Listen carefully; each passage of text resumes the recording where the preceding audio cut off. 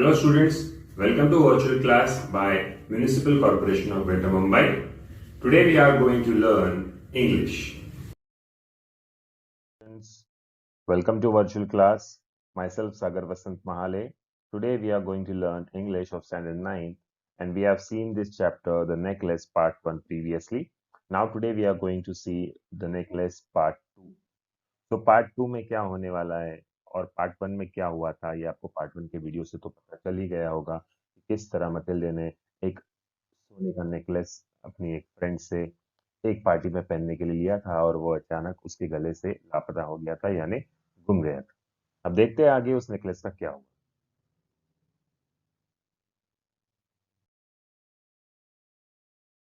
They looked in the folds of her dress, in the folds of her cloak, in her pockets, everywhere, but they could not find it. तो Mathilde और उसके पति ने उनके Mathilde के dress में जो फोल्ड्स होते हैं वहां पर क्लोक यानी जो ऊपर कोट पहना जाता है उसमें देखा, पॉकेट्स में देखा, लेकिन उन्हें वो मिल ही नहीं रहा था। Are you sure you still had it on when you left the hall? He asked. तो मथिल्डे के पति ने पूछा, क्या तुम्हें कंफर्म श्योर है कि जब तुमने हॉल छोड़ा था, पार्टी हॉल से सब तुम निकली थी, तब वो तुम्हारे गले में था? तब मथिल्डे ने कहा कि yes, I touched it in the hall at the ministry, but if you had lost it in the street, we would have heard it fall. It must be in the cab. तब Mathilde ने जवाब दिया कि हाँ, मुझे पूरा यकीन है कि मैंने हॉल में उसे देखा था, मैंने उसको टच भी किया था मिनिस्ट्री के सामने। और तब मथिल्डे के पति ने कहा कि कहीं ऐसा तो नहीं कि तुमने रास्ते में गिरा दिया हो, लेकिन अगर रास्ते में गिरा भी देती तो हमें सुनाई देता, समझ में आता कि गिर गया। मुझे तो लगता है कि कैब में यानी टैक्सी में ही रह गया होगा। तब मथिल्डे ने कहा, yes that's probably it. Did you take his number? तब मथिल्डे ने अपने पति से पूछा, हाँ वैसा हो सकता है, शायद टैक्सी में गिर गया होगा। क्या आपने उनका नंबर लिया था? तब मथिल्डे के पति ने कहा, no. They stared at each other stunned. At last Loisel put his clothes on again. I am going back, he said. Over the whole route we walked and see if I can find it. अब Mathilde के पति ने कहा, नहीं, मैंने तो उनका कोई नंबर नहीं लिया था टैक्सी वाले का। और वो दोनों एक दूसरे की तरफ बड़े आश्चर्य की नजर से देखने लगे और स्टन्ड हो गए यानी चौंक गए। वो बहुत ही घबरा गए थे दोनों। तब मथिल्डे के पति यानी लॉयजल, उन्होंने वैसे कपड़े पहने और उन्होंने मथिल्डे से कहा कि मैं एक काम करता हूँ, मैं दोबारा जाता हूँ, हम जहां जहां से चलकर आए हैं वहां वहां पर पूरे रास्ते में देखता हूँ, अगर कहीं मुझे नेकलेस मिल जाए तो। He left. She remained in her ball dress all night, her mind blank. Her husband returned at about 7 o'clock. He had found nothing. अब कपड़े पहनने के बाद लॉयजल तुरंत निकल गया नेकलेस ढूंढने के लिए और वो मथिल्डे अपने पार्टी ड्रेस, बॉल यानी बॉल को पार्टी कहा जाता है, तो पार्टी के ड्रेस में पूरी रात भर बैठी रही और उसका दिमाग पूरा सुन पड़ गया था। उसे समझ नहीं आ रहा था कि क्या होगा, नेकलेस मिलेगा या नहीं मिलेगा। मिल गया तो अच्छा है और नहीं मिला तो मैं क्या जवाब दूंगी अपने दोस्त को, वगैरह वगैरह, ऐसे बहुत से ख्याल उसके दिमाग में आ रहे थे। सुबह के 7 बज गए। सुबह के 7 बजे जब लॉजिल लौटा तब उसके हाथ कुछ भी नहीं लगा था, ना नेकलेस मिला, ना कुछ और। अब देखते हैं आगे क्या हुआ। He went to the police, to the newspapers to offer a reward to the cab companies. Everywhere the tiniest glimmer of hope led him. She waited all day in despair at this frightful disaster. Loisel returned in the evening, a hollow, pale figure. He had found nothing. You must write to your friend, he said. Tell her you have broken the clasp of a necklace and that you are having it mended. It will give us time to look some more. She wrote as he dictated. At the end of 1 week, they had lost all hope, and Loisel, who suddenly looked aged, declared, we must consider how to replace the jewel. अब दूसरे दिन जब सुबह वो 7 बजे लौटा, उसके हाथ कुछ नहीं लगा था। दोनों और भी मायूस और उदास हो गए। तो लोजल ने ठान लिया कि अब हम पुलिस में जाएंगे और हम अखबार में इश्तिहार देंगे, एक एडवर्टाइजमेंट देंगे और एडवर्टाइजमेंट में ये लिखेंगे कि हम जो भी टैक्सी की कंपनीज है, अगर हम इनाम रखेंगे कि अगर किसी ने उस नेकलेस को लौटा दिया तो उसको हम इनाम देंगे।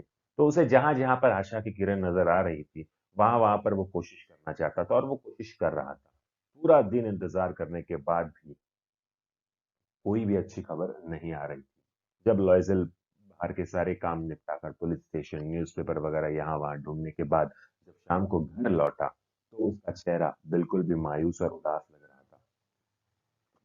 उसे ये चिंता खाई जा रही थी कि अब ये नेकलेस की भरपाई हम कैसे करेंगे। अब आप जैसे जानते हो कि लॉयजल और मथिल्डे बहुत गरीब घर से हैं और उनकी तनख्वाह, लॉयजल की तनख्वाह इतनी ज्यादा नहीं है कि वो इतना बड़ा नेकलेस दे सके।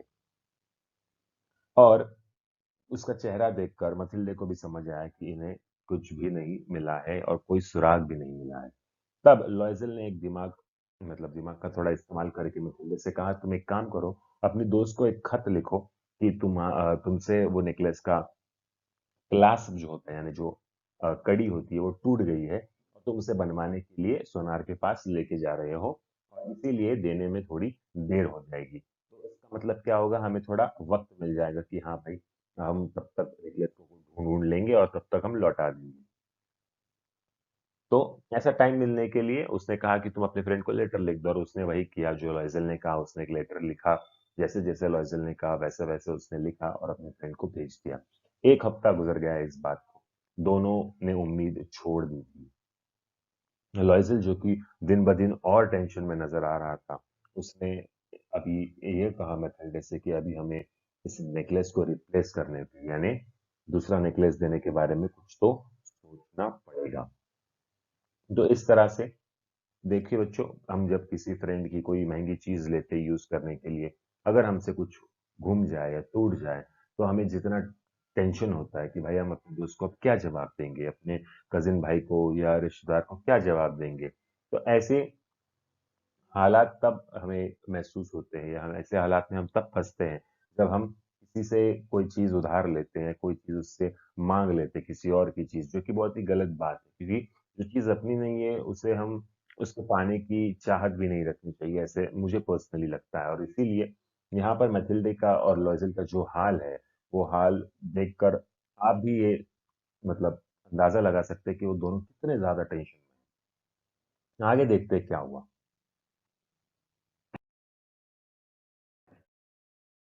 And so they went from jeweler to jeweler looking for a necklace like the other one, consulting their memories, both sick with grief and anguish. In a shop at the Palais Royal, they found a string of diamonds which seemed to be exactly what they were looking for. It was worth 40,000 francs. They could have it for 36,000. So they begged the jeweler not to sell it for 3 days. And they made an arrangement that he would take it back for 34,000 francs if the other necklace was found before the end of February.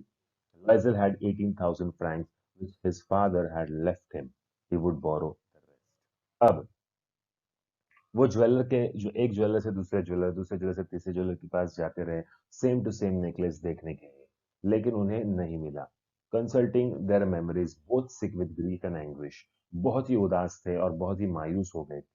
पलायस royal नाम की एक jeweller shop में उन्हें एक string of diamonds जो कि exactly उस necklace के जैसा दिखता था वो मिला।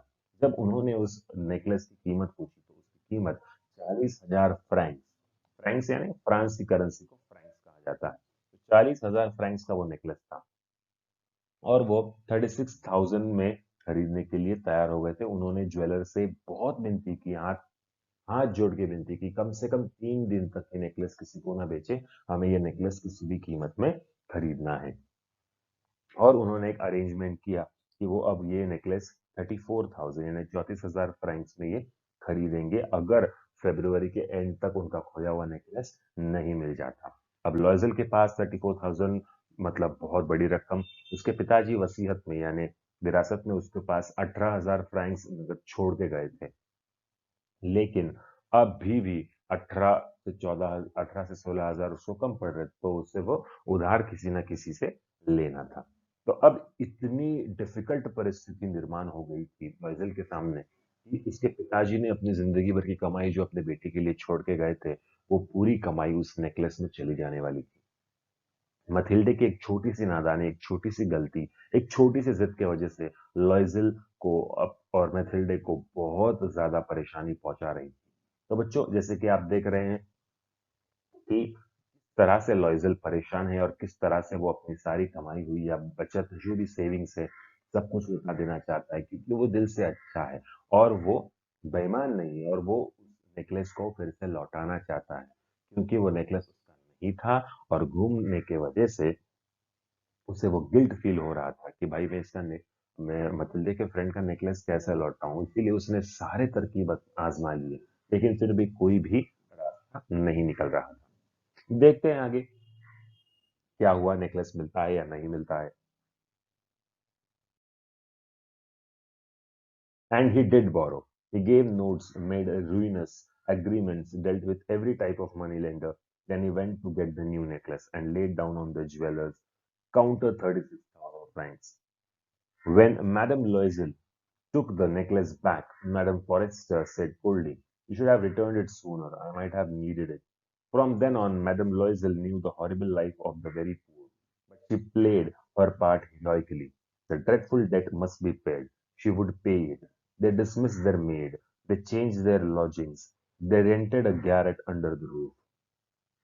अब पैसे उधार लेने ही पड़े आखिर में क्योंकि नेकलेस तो मिल ही नहीं रहा था और 18,000 अपने पिताजी के छोड़े गए वो भी लगाकर और बहुत से अजीबोगरीब जो लेनदार थे पैसे देने वाले, वो सारे पैसे देने वालों के पास, मनी लेंडर्स के पास लॉयजल मिस्टर लॉयजल घूम रहे थे। उन्होंने पैसे जमा किए और आखिर में 36,000 फ्रैंक्स में उस ज्वेलर से वो नेकलेस खरीदा। फिर मैडम लॉयजल यानी मथिल्डे ने वो नेकलेस मैडम फॉरेस्टर यानी उनकी दोस्त को वापस कर दिया। तब मैडम फॉरेस्टर ने बड़ी शांत आवाज में और बड़े अलग टोन में ये कहा कि तुमने ये थोड़ा जल्दी वापस दे देना चाहिए था, शायद मुझे लगता था मुझे वो नेकलेस की जरूरत पड़ सकती थी। तब मैडम लॉयजल ने अपना हॉरिबल लाइफ, पुअर पीपल की जो हॉरिबल लाइफ होती है उसके बारे में उसे बहुत गहरा एहसास हुआ, लेकिन अब उसने अपना पार्ट बड़े हीरोइकली प्ले किया। उसे अभी अच्छी से अच्छा सा सबक मिल चुका था। ये जो ड्रेडफुल डेट था यानी जो ये कर्जा था ये उसे किसी भी हालत में उतारना था और वो उतार के रहने वाली थी। उसके घर पे जो काम वाली भाई आती थी उसको उन्होंने निकाल दिया ताकि पैसे बच सके। उन्होंने अपने लॉजिंग चेंज कर दिए ताकि पैसे बच सके। बहुत से उन्होंने अपने लाइफस्टाइल में बदलाव किए जिसके वजह से पैसे बच सकते थे। और इस तरह से देखो बच्चों, जब आपको पता चलता है कि हमारी लाइफ में कितनी प्रॉब्लम्स है तब आपको ये एहसास होता है कि हाँ यार हमें अपनी लाइफस्टाइल अभी थोड़ी चेंज कर देनी चाहिए। देखते हैं आगे क्या हुआ।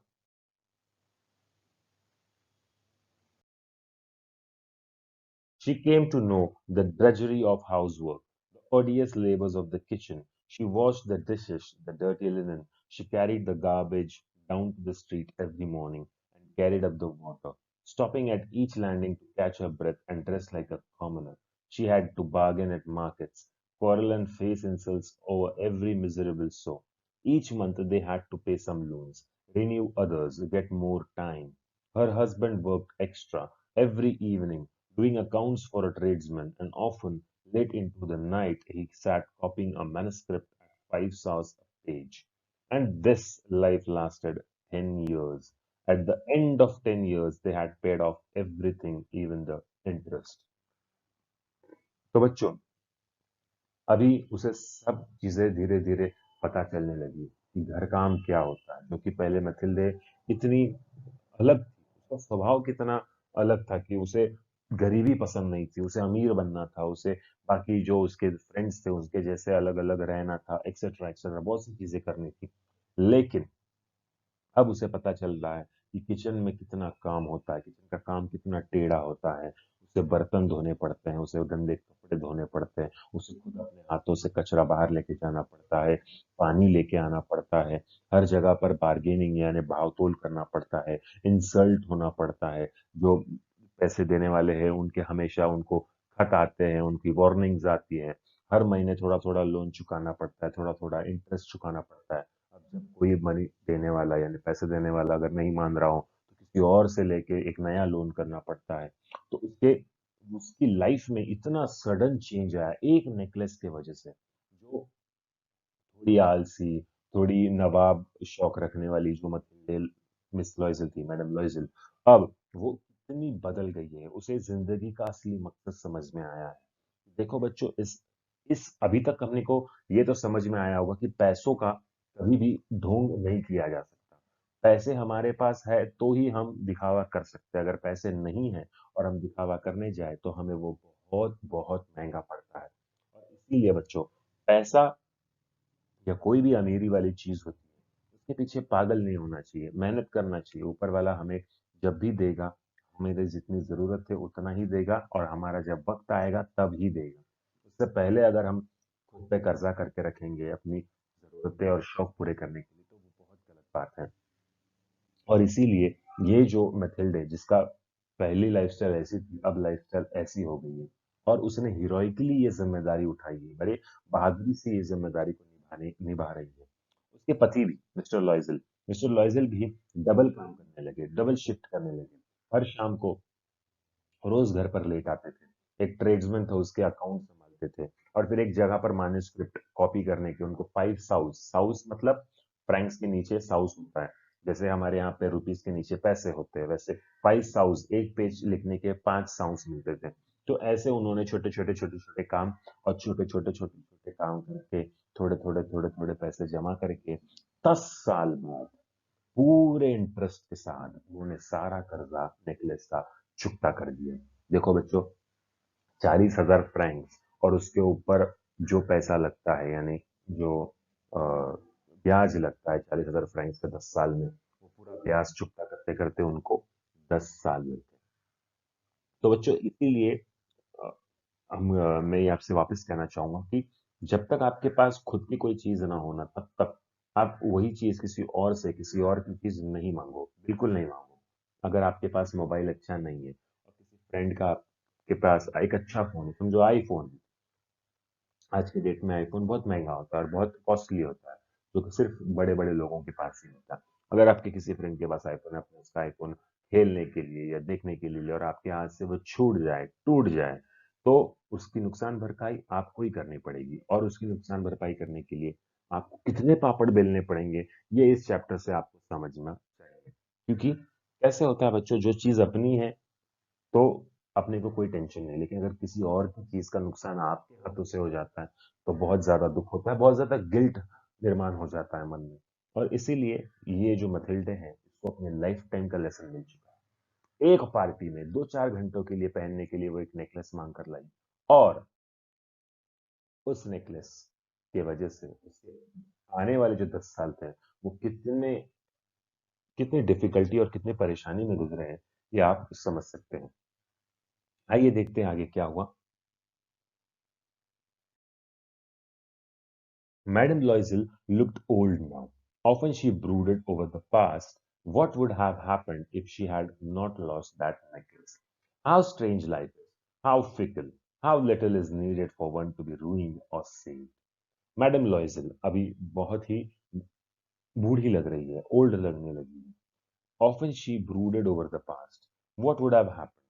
वो अपने पास्ट पे, अपनी गरीबी पे जितना भी तिरस्कार करती थी, उसे बहुत गुस्सा आता था कि वो गरीब है, वो उसके पास ज्यादा गहने नहीं है, ज्यादा कपड़े नहीं है, अच्छी लाइफस्टाइल नहीं, वगैरह वगैरह।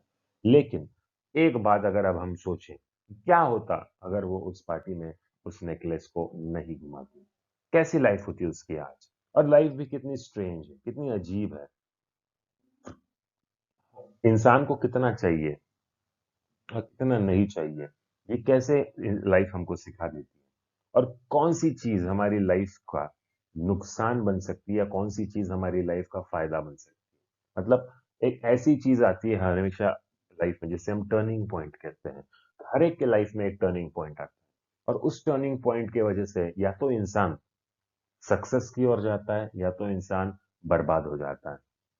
और ये टर्निंग पॉइंट अगर अच्छा हो, उसके लिए आपको अच्छी आदतें लगानी चाहिए, उसके लिए आपको अच्छे विचार रखने चाहिए, तो वो टर्निंग पॉइंट अच्छा होता है। अगर आपकी आदतें खराब है, आपके विचार खराब है, आप आलसी हो, और आपके साथ ऐसे बहुत से नेगेटिव बातें हैं, तो आपके लाइफ में फिर भी टर्निंग पॉइंट आएगा।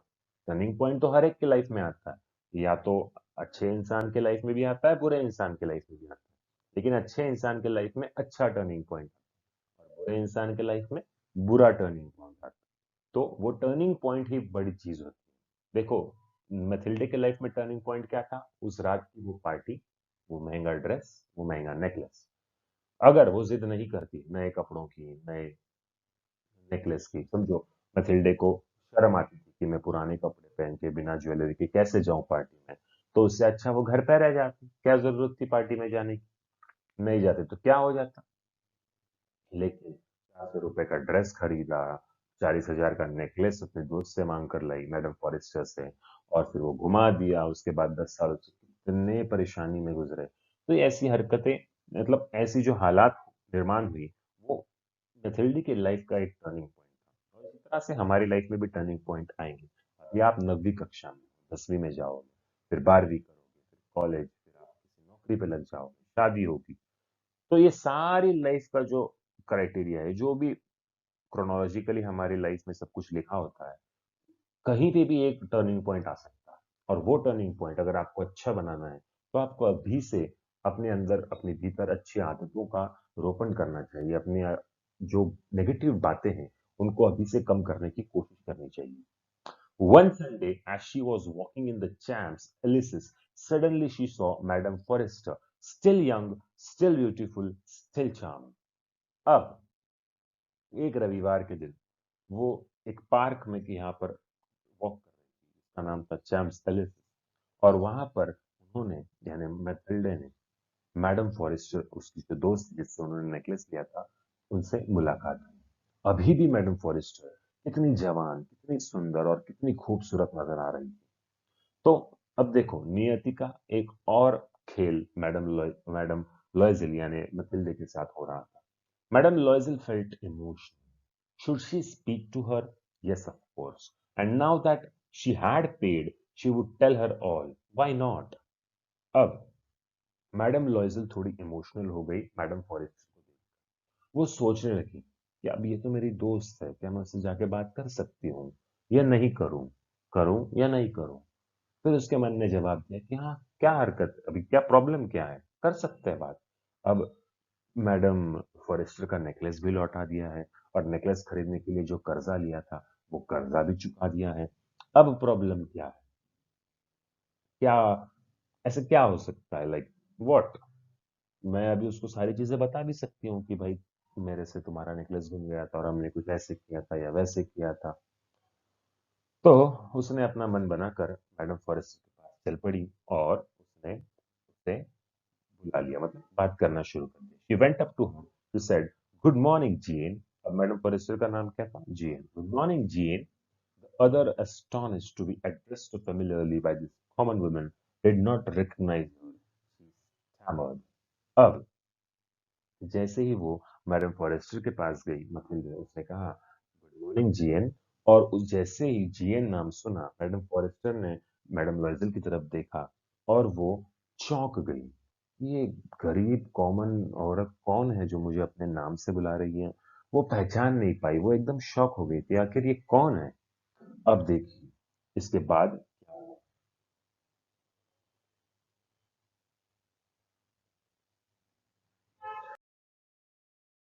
But madam, I don't know. You must have made a mistake. No, I am Mathilde Loisel. Her friend uttered a cry. Oh, my poor Mathilde, how you have changed. Yes, I have had some hard times since I last saw you, and many miseries, and all because of me? How can that be? You remember that diamond necklace that you lent me to wear to the ministry party? Yes. Well, I lost it. अब madam forester, जो कि चौंक गई थी कि ये कौन poor lady है, एक कॉमन वुमन है जो मुझे अपने नाम से बुला रही है। तब मैडम फॉरेस्टर यानी जीएन ने कहा कि सॉरी मैम, मैं आपको नहीं पहचान पाई, शायद आपसे कुछ गलती हो गई है। आपने मेरा नाम तो सही लिया, लेकिन मैं आपको नहीं पहचानती। तो लज़िल ने कहा कि नो नो नो, मैं तुम्हें अच्छी तरह से जानती हूँ और तुम भी मुझे अच्छी तरह से जानती हो। मेरा नाम मथिल्डे लॉयजल है, मैं मथिल्डे हूँ।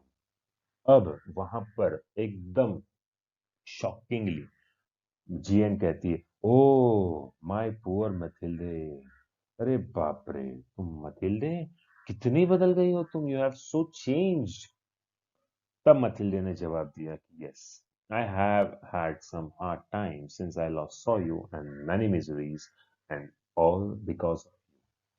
अब यहाँ पर वो बिकॉज ऑफ यू कह रही है, लेकिन इसका मतलब ये नहीं है कि वो ब्लेम कर रही है। उसने ये कहा कि हाँ, पिछले 10 सालों में मैंने लाइफ में कुछ ऐसे हालातों को फेस किया है, ऐसे प्रॉब्लम्स को फेस किया है और ऐसी दुविधा में फंस चुकी हूं मैं, फंस चुकी थी एक्चुअली। और वो सारी दुविधाएं, वो सारी परेशानियां, वो सारे मेरे जो बुरे हालात थे, वो सिर्फ तुम्हारे वजह से हुए थे। तब मैडम फॉरेस्टर यानी जेन शॉक हो गई। उसने कहा, मैं? मतलब me? How can that be? वो कैसे, तुम ऐसे कैसे बोल सकते हो? मेरे वजह से क्या हुआ? तुम तो मुझे मिली ही नहीं। तब मैडम लॉइजल ने थोड़ा सा उनको याद दिलाया, क्या तुम जानती हो कि आज से 10 साल, 10-11 साल पहले मिनिस्ट्री के पार्टी के लिए से पहले मैं तुम्हारे पास आई थी और तुमसे एक डायमंड का नेकलेस पहनने के लिए तुमसे थोड़ा 1-2 दिन के लिए उधार पे लिया था। तब मैडम फॉरेस्टर बोली कि हाँ हाँ हाँ, मुझे याद है, तुम डायमंड का नेकलेस लेके गई थी। तब मैडम लॉइजल यानी मथिल्डे ने कहा कि हाँ, वही नेकलेस मैंने घुमा दिया था। अब आगे क्या होगा?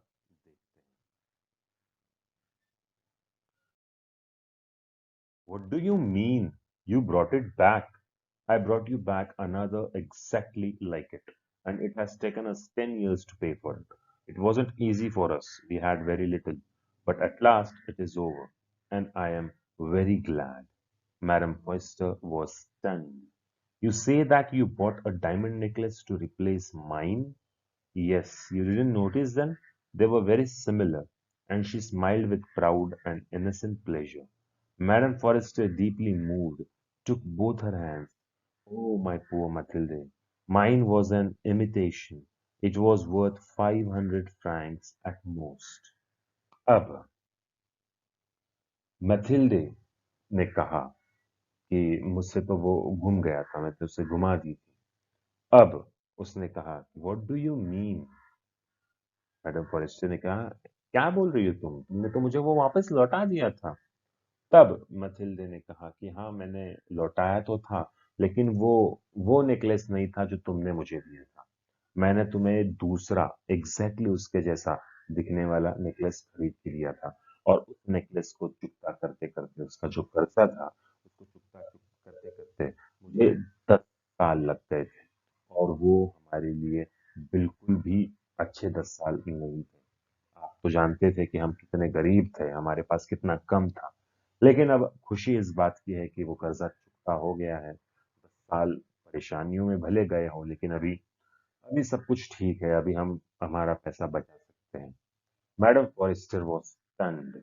वो एकदम से she was very stunned, like she was shocked. You say that you bought a diamond necklace to replace mine? तब फॉरेस्टर मैम ने कहा कि तुमने एक डायमंड का इतना महंगा नेकलेस खरीदा मेरा नेकलेस बदली करवाने के लिए?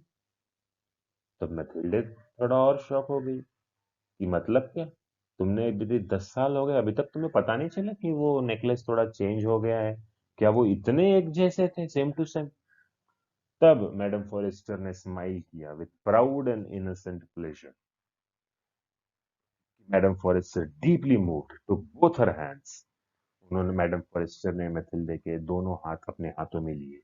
बहुत ही डीपली मूव हो गई, यानी बहुत प्राउड फील करने लगी मैथिल्डे पे, कितनी ईमानदार लड़की है। तब उसने कहा कि ओ माय पुअर मैथिल्डे, मेरा जो नेकलेस था वो तो उसके जैसे दिखने वाला एक नकली नेकलेस था, जो कि सिर्फ 5,000 फ्रैंक्स तक का था लगभग। अब यहाँ पर ये स्टोरी खत्म होती है। अब आपको शौक लगा होगा कि बेचारी ने उस 5,000 के नकली नेकलेस को असली समझकर 40,000 फ्रैंक्स का कर्जा उठाकर पूरे 10 साल, पूरे के पूरे 10 साल तक परेशानियां झेलकर उस 40,000 के कर्जे को खरीदा। और आज क्या हुआ? आज ये पता चला 10 साल बाद कि वो नेकलेस नकली था। अब मथिल्डे के दिल पर क्या बीत रही होगी? अब मैडम फॉरेस्टर मथिल्डे के बारे में सोच क्या रही होगी?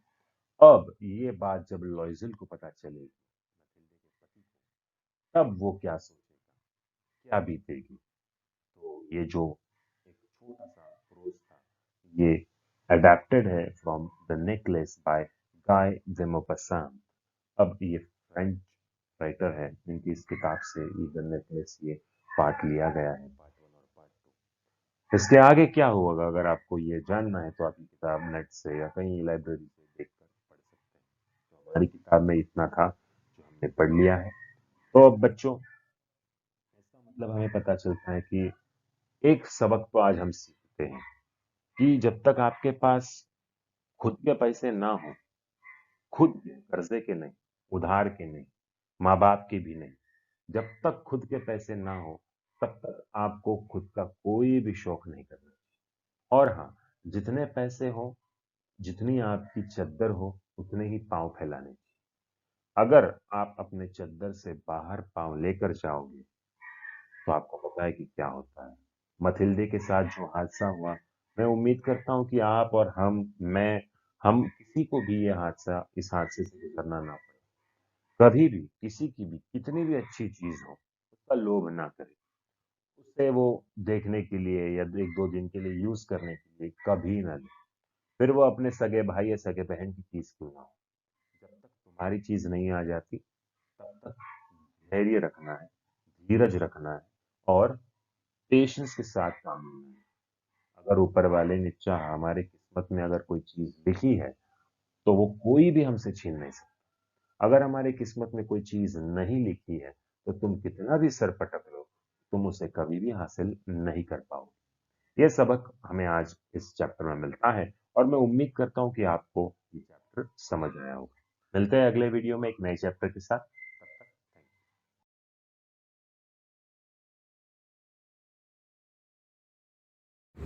Thank you, students. This was our today's lecture. And don't forget to press the bell icon as well as the subscribe button for more interesting videos. Thank you very much.